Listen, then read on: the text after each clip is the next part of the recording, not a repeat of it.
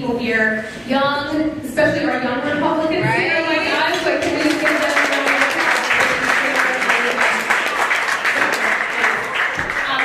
I just want to say thank you so much thank you so much for the love and the support. I have a couple of people that I want to recognize that are here. So first and foremost, please give my husband a hand because he has to deal with me.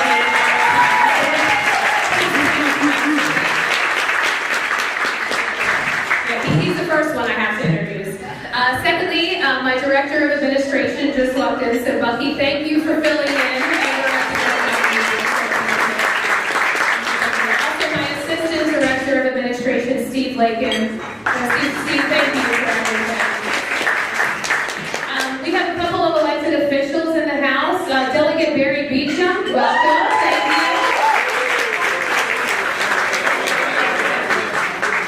you. We also have some friends from Del Mar, so we have our commissioners. We have Corey Schaefer and Jacob Booth in the back, so thank you gentlemen for being here.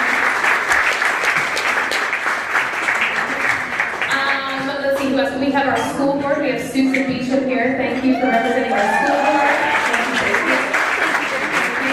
We have our mayor, Randy Taylor, our first Republican mayor.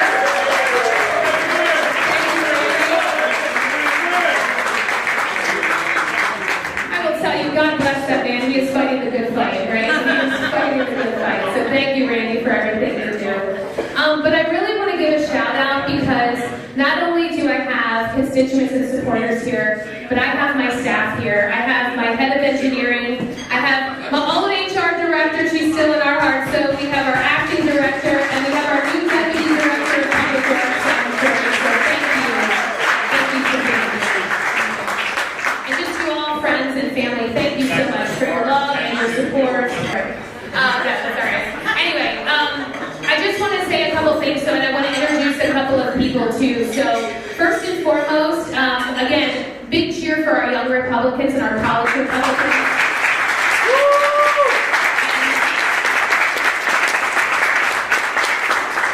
I want to say this generation, it always, I hate to say this, but there's sometimes a tragedy happens and then you look for that silver lining, right? So we have the assassination of Charlie Kirk and it sparked something. It sparked something across America. It sparked something in Wacomico County.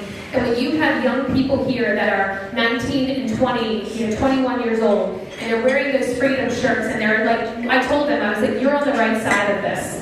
You are on the right side of this, and don't worry about what anybody says or points at you or says whatever, because you've got this whole room of people along with an entire county supporting you. So whatever you want.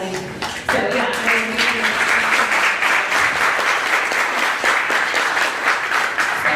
So before I call Colin up here because he's going to make a few words, I also want to give a big shout out to Jackie Saxey. So she is our Maryland choir.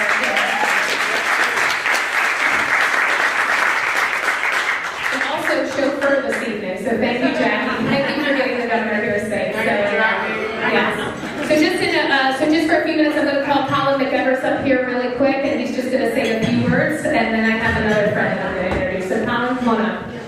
I appreciate it, Julie. You asked me to speak and say a few words a couple hours ago, so of course I was interested in the opportunity to do so. I am very, very happy to be the chairman of the Lower Shore Young Republicans. I'm not sure if all of you guys know this, but before it was me, Julie was actually the chairwoman, the first chairwoman of the Lower Shore Young Republicans. So what we want to do is we want to continue that legacy of hard work of getting people involved, of making sure people are motivated to go out and actually do the work to get people elected. We need to make sure, and we have a lot of young Republicans here tonight. Over there too, we have the college Republicans, the SUCR, we have a bunch of people. We recently started a TPUSA chapter at Salisbury University as well, so we have some people here. I'll give a shout out to the two executive members of the TPUSA. We have Josiah, who is our treasurer. We have Riley, who is our secretary, both for the SUCR and also for TPUSA. And we also have Nathan Davies, who's my vice president for the Salisbury University College Republicans. So thank you guys for being here. What we're trying to do is expand the presence and the publicity of the college Republican infrastructure at SU and also the Lower Shore Young Republicans in Worcester, Wacomico, and Somerset. Actually, last week I just had a debate with a very liberal professor at the Salisbury University campus, and a lot of people came out. There was like 100+ students that came out. It was one of the biggest political forums, one of the biggest audiences that I've ever seen for a political event at SU, and we talked about 287G. Before I close, I would just like to say thank you to Julie Giordano for making sure that we have a 287G program in White House.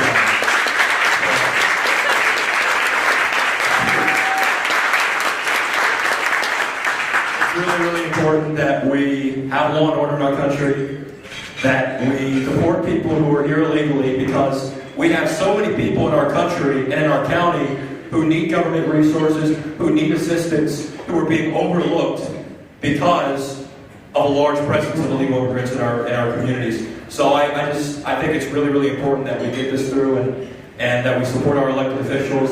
And without doubt, the lower show young Republicans will be supporting Republican candidates in this upcoming election, and we're knocking for them. So thank you all. I appreciate it. Thank you.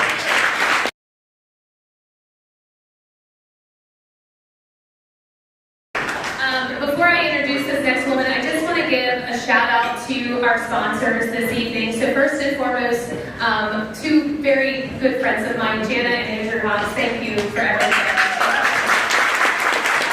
Of course, the amazing Blue River. We can give them a big shout out.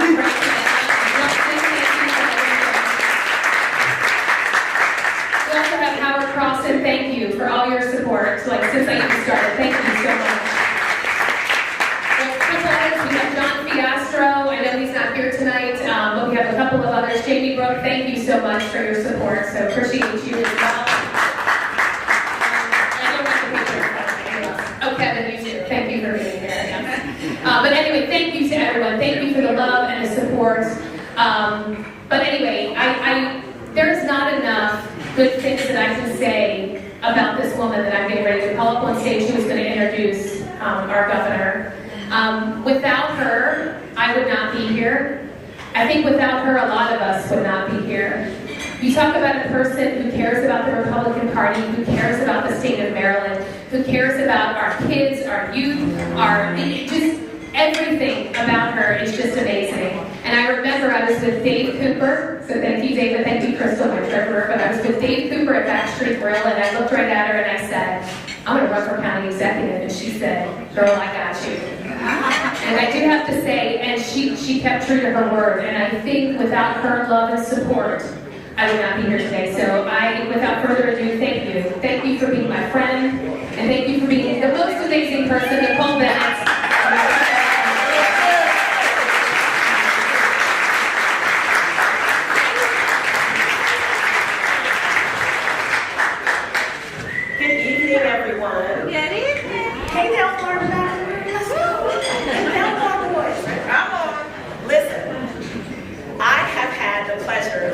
Audiences all over this great nation. One of the things I love most about speaking to a room full of unapologetic American patriots is that I can tell you the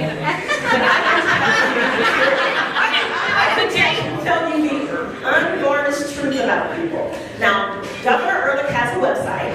You can go and you can read about how he served in the House of Delegates, and he worked across the aisle when he needed to. How he ran for and won his seat in the U.S. House. And he was very good there. One of my most favorite points about him being an elected congressman was he got the choice to vote to impeach Slick Willie himself, William Jefferson Clinton, right? So if you're a father of a fan, I'm giving you his greatest hits. He came back to the great state of Maryland on fire, ran for governor of this state after 36 years of MD Dems giving us the blues. 36 years.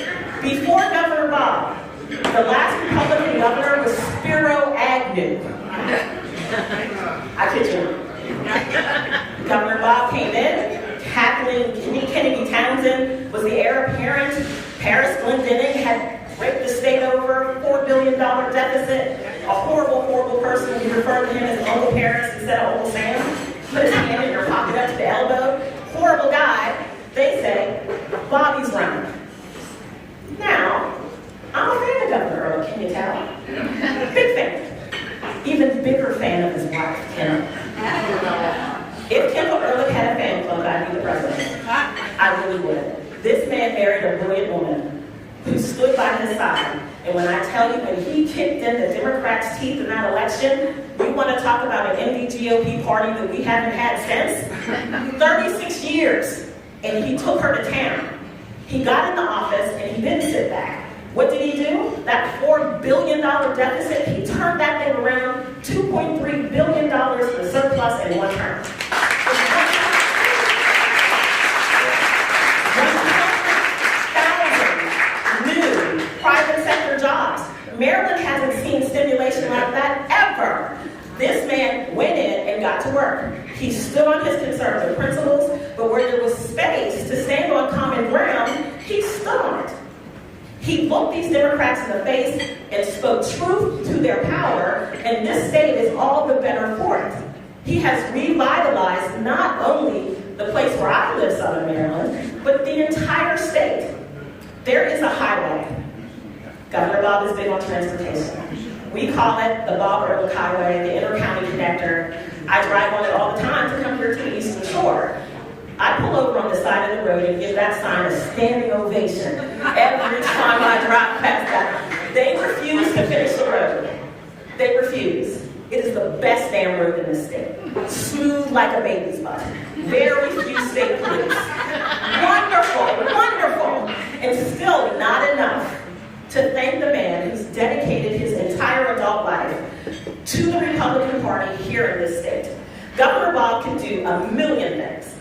He is well regarded. He's won every kind of award. He's helped the Trump administration. His beautiful wife, Kendall, has served in the Trump administration, volunteered during this last election. We worked hard to get Trump elected. It wasn't easy. It was not easy.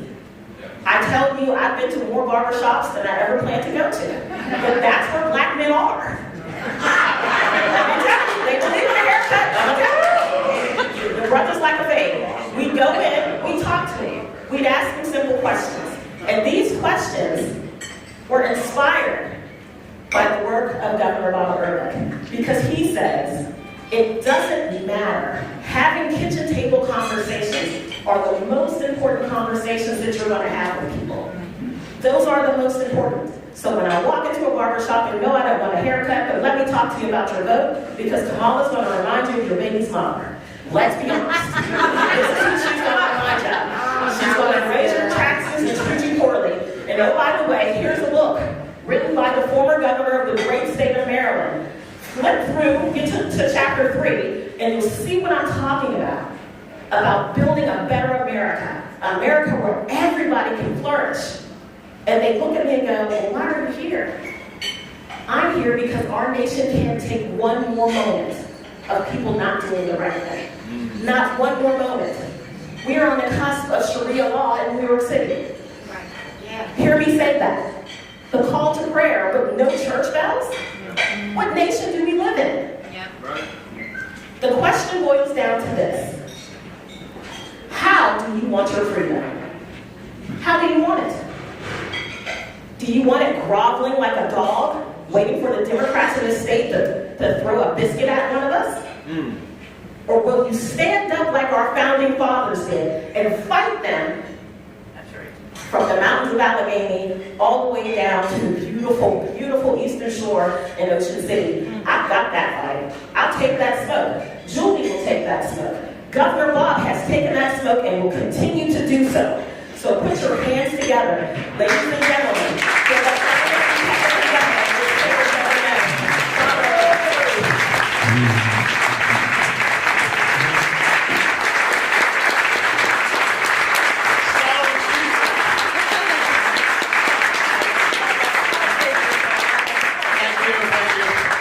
Subtle as usual, God almighty.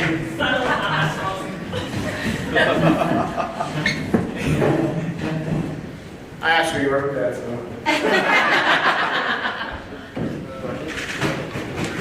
It's really good to be back. First, apologies for Kendall. She meant to be here. She's a big fan of, where's Kendall? Oh, Right here. So she's a big fan of yours, as you know. She's been traveling all over. for weeks, and she's not here, but she sent her love to everyone. It's been fun for me to get back here, see so many old friends, not old friends, but people we've known a long time. Love to see the young people here. Thank you. A lot of it has been said about Charlie, about the last election, about the assassination and all that. It's almost a cliche by now that they killed Charlie, they didn't kill a movement, they didn't kill speech, they didn't kill anything. In fact, if you look at the numbers, not just Turning Point, but the YRs, CRs, everything, it's growing. You cannot stop speech in this country. They couldn't do it. So you guys are in the vanguard here. This is serious. You're in the vanguard. Taking down the professor, I love that. I love that stuff. It's not that hard. Proud of you guys. Keep going. Speaking of youth, many of you know that we spend a lot of our time in college football stadiums these days, running around with Josh, and he's the quarterback at Susquehanna. And they played Johns Hopkins, just a few days after the assassination, they played Johns Hopkins University, Big Tilt in D3. And Salisbury's a great team that everybody here knows. And it was number 4 against number 5, and really tight game and all that. The point of the story is, after the game, now I've seen, these days, you see players take their knee prior to the game in prayer, which is really cool. And you see those numbers increase as time is going on. I've never seen this, however. After the game, I saw a prayer circle at midfield with just about every member of both teams in prayer, holding hands. And trust me, that wasn't about football. That wasn't about football. So, keep going. Don't screw it up. I'm following you, okay? And we want books, by the way. Everybody's getting a book here this evening. This is my 7th book. I'll talk about the book in a minute. But I've gone to some folks who supported me for years and asked them to buy books for CRs, for YRs around the state. We raised money for them to buy about 350 books around the state. So lots of books here tonight for the young people. Give it to a liberal, upset them, really cool.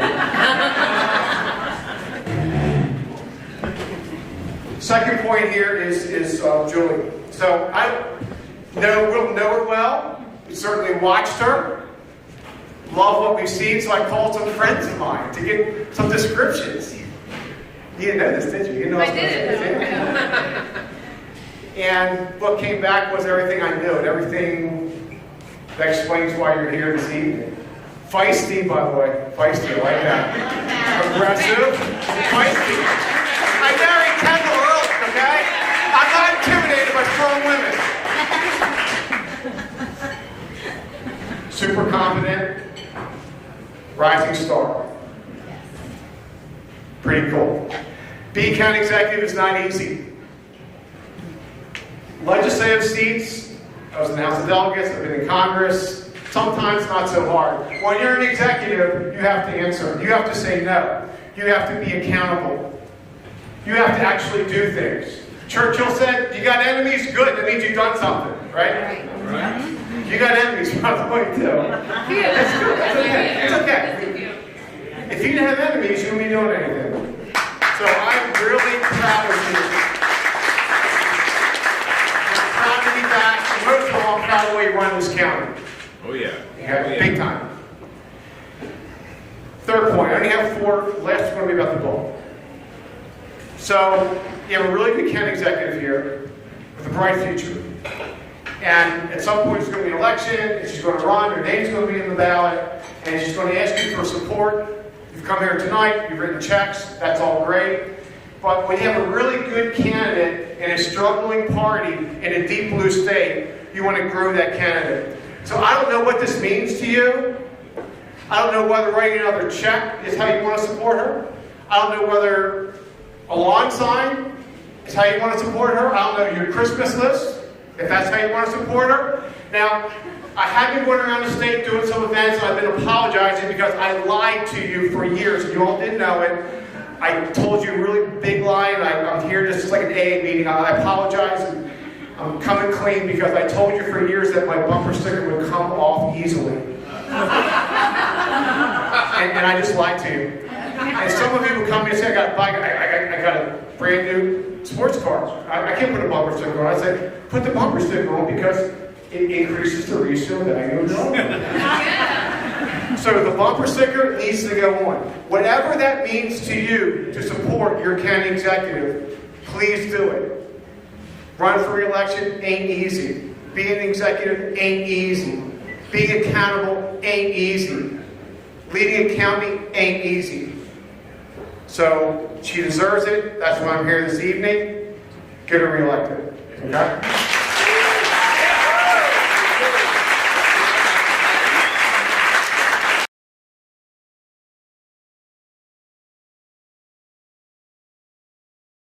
I just want to say to you really quick, I am so humble. I am so grateful for these 3 years. I was a school teacher for 17 years and then became elected as county executive. We have supported education, public safety. Our economy is better here in Wacomico County. Honestly, Governor Moore should look at Wacomico County because we have a great surplus. Our budget, or our bond rating went up. John Fiastro, you're here. Thank you. Sorry, John. Thank you for being here. We are doing the right things. We are cutting the red tape. We are open to the business community. We are doing everything we can to make Wacomico County a better place. We have big plans for the next 4 years, so I hope I have your support for the next 4 years. And it is campaign season. It is campaign season. But before I get off this stage, there is one other person that needs to come up on the stage, and I'm sorry to call him out. This is probably one of the most important seats besides mine in this, and that is Delegate Barry Beecham. Would you come up really quick, please?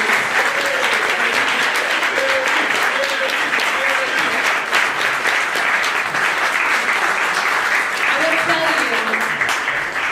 you, Delegate Carl Anderson went to the dark side. He went and joined the Westmore administration. Now, I will tell you, there is benefit of having Carl with him because he has the governor's ear, and that is good for Wacomico County.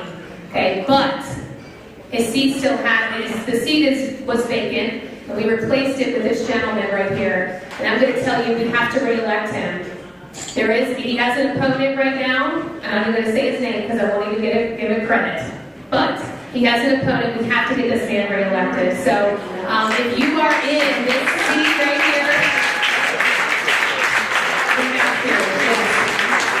he has a fundraiser on November 1st at Redmond's Lodge. Please come out and support him. It's a saltwater social, so come on. But I'm going to hand the microphone over to Delegate Barry Beecham. So thank you so much.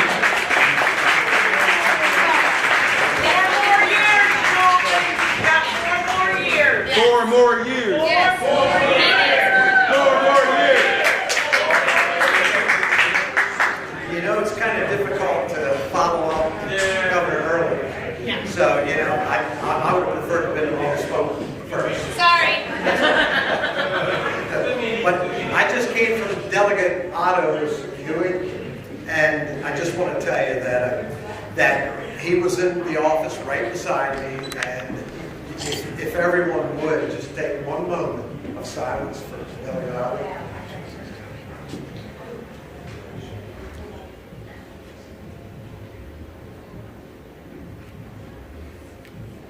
And thank you. I just want you to know that I don't take this position lightly, and I'm kind of caught off guard by speaking. Sorry, Wasn't it's my prepared. fault. But my favorite county executive, and it's funny, you know, Julie has always worked really hard. The first week that she was in office, my wife and I, she came over to our house, and when she left, my wife and I looked at one another, and I was like, how did she get up to speed that quickly? From being a school teacher to county executive, we're talking about, you know, I mean, it's a considerable difference in, you know, job. But she, like, was so, she had so much information, and I was just amazed at how she got up to speed that fast. You know, and when you see some of the critics, the same 10 that go before the county council, it drives us crazy because it's like when you're in the position, when you're in the driver's seat, that's a totally different business. It's kind of like the mayor, you know, my favorite mayor also.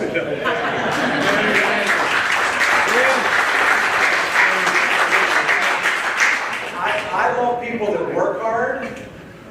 On Mother's Day, this lady was knocking on the doors when she was campaigning. Now, I don't know very many women that would not use that as an excuse or a crutch. And I even went so far as to not criticize her with the elbow or the jaw. What are you doing? And what she said was, she said, if I lose, I'm okay, as long as I know that I did everything I could to get there. And I said, okay, I understand, you know. The mayor, another example, you know, when he got elected, and no one knows until you're in the seat really what it entails. He told me, he said, yesterday I was under the house pulling wire, and today I'm sitting at a desk and I'm the mayor. And so you have to really think about this. Think about, you know, there is no practice for the job that you're going to take. I can tell you this, from being appointed and, you know, going into Annapolis, and not the most friendly territory in the sense that, you know, it's 102 against 39, so you know that you're in an uphill battle the entire time. I'll tell you what we did do. 2,500 bills, and out of the 2,500 bills, we killed 1,900 of them. So,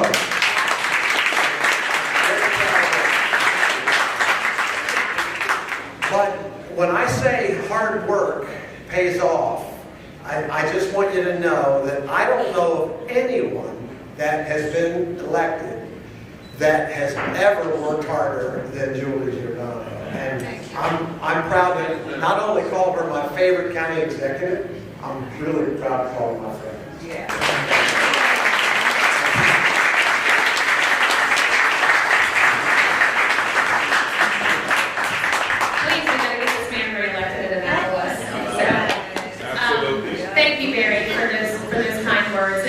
He is right, and it is about hard work, and it is about putting forth 150% every single day, and it's hard.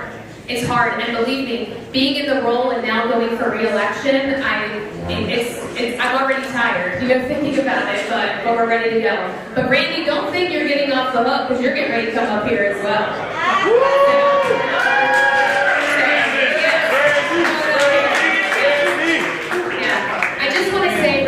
With Randy, one of the coolest things I got to do was go to our state party convention as part of the Central Committee, and I got to say we got our first Republican mayor elected in the city of Salisbury, which was huge.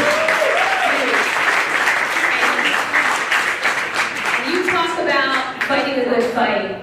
He is fighting a good fight, and you know we give each other help sometimes, you know, the different roles.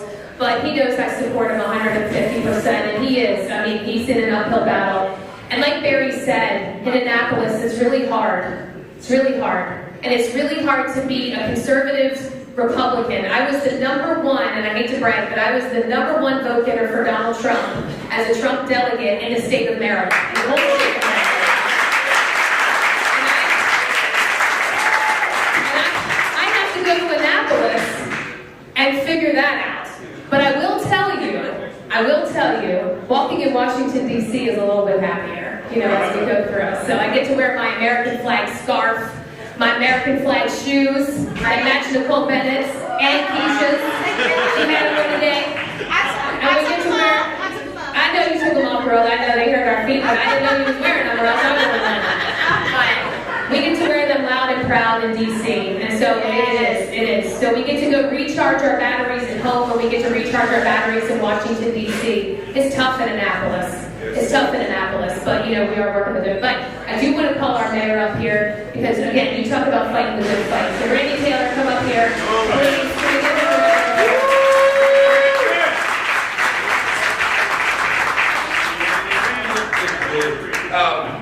Yeah, I get to say from my experience, city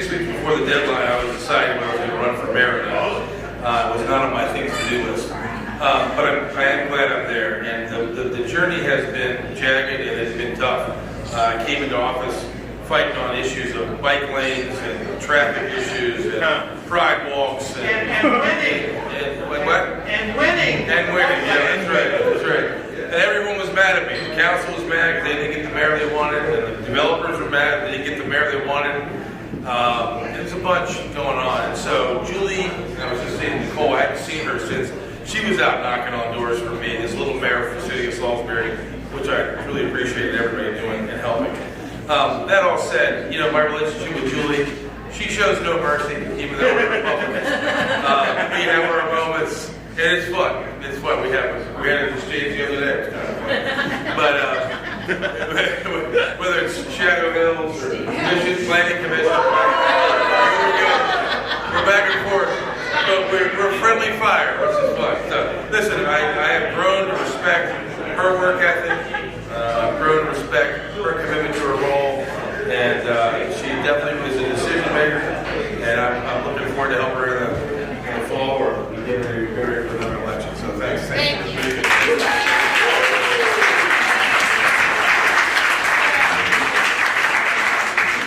Please, if you have not eaten, please eat. Please eat. Okay, I'm getting ready to get my first plate of food, so if you have not eaten.